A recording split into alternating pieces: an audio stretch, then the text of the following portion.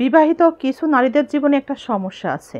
তারা সব সময় বলে থাকে তাদের শাশুড়ি ভালো না, শ্বশুরবাড়ির মানুষজন ভালো না, খুবই অত্যাচারিত, খুবই দুর্ব্যবহার করে।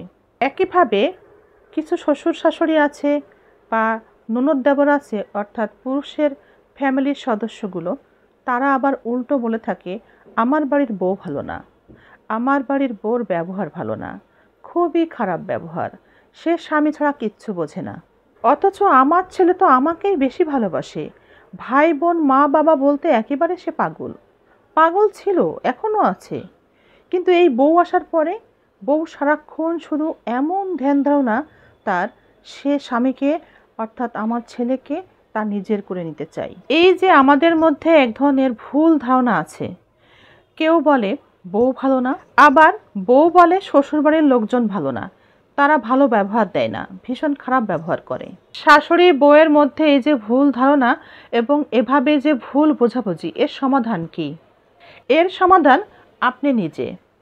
আপনার স্ত্রীর এই যে সমস্যা, আপনার মায়ের যে সমস্যাগুলো, দুজনের ভিতরে যে ভুল বোঝাবুঝির কারণে যে দ্বন্দ্ব চলে সংসারে, সেই দ্বন্দ্ব মিটিয়ে বউ শাশুড়ির মধ্যে সুন্দর সম্পর্ক যদি কেউ তৈরি করতে পারে, সেটা আপনি পারেন। আপনি বাড়ির ছেলে, আপনার মায়ের সমস্যাও আপনি সমাধান করতে পারেন, আপনার স্ত্রীর সমস্যাও আপনি সমাধান করতে পারেন। একটি পরিবারে এই যে বউ শাশুড়ির সমস্যা, এই সমস্যা কিন্তু বউ শাশুড়ির না, এটা হচ্ছে আমাদের পার্টনারের সমস্যা। মায়ের কাছে, নিজের পরিবারের কাছে স্ত্রীর গুরুত্বটা বোঝানোর দায়িত্ব কার? আমাদের পার্টনারের। একজন স্বামী, একজন পুরুষ তার জীবনে তার স্ত্রীর গুরুত্ব, স্ত্রীর প্রাধান্যটা পরিবারকে বোঝানো উচিত। ঠিক একইভাবে একজন স্বামী তার স্ত্রীকে তার পরিবারের গুরুত্ব, মায়ের প্রতি তার যে ভালোবাসা, দুর্বলতা, স্ত্রীকে সেটাও বুঝিয়ে দেওয়া উচিত।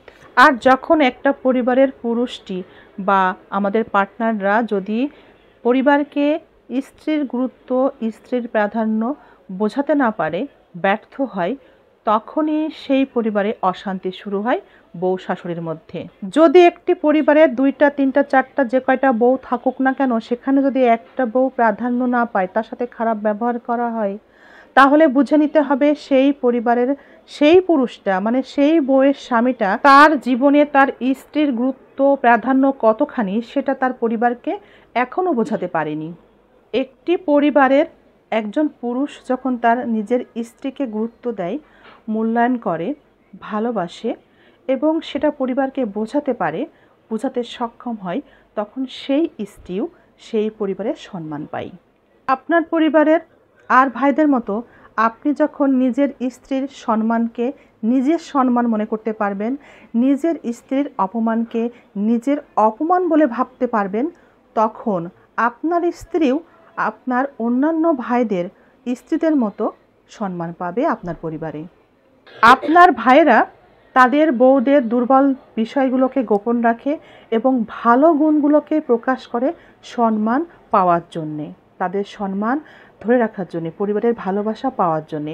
যেদিন থেকে আপনিও সেটা শুরু করবেন, আপনার স্ত্রীর দুর্বল দিকগুলো গোপন রেখে ভালো দিকগুলো প্রকাশ করবেন, ভালোবাসবেন নিজেও।